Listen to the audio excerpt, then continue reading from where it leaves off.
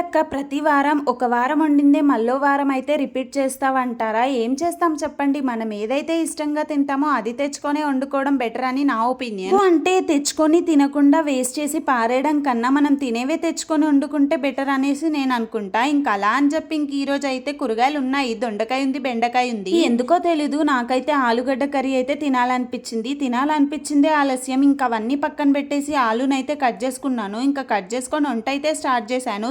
Sorry మా husband cut చేసి ఇచ్చారు. ఎవరి క్రెడిట్ వాళ్ళకే ఇవ్వాలండి బాబు. నేను చేస్తే చేశానని ఒప్పుకుంటాను, లేదు నేను ఆ పని చేయలేదంటే చేయలేదనే ఒప్పుకుంటాను. ఇది నా జెన్యూన్ రివ్యూ అనమాట. ఇదే జెన్యూన్ రివ్యూతో ఇంకొక విషయం అయితే చెప్పాలనుకుంటున్నాను.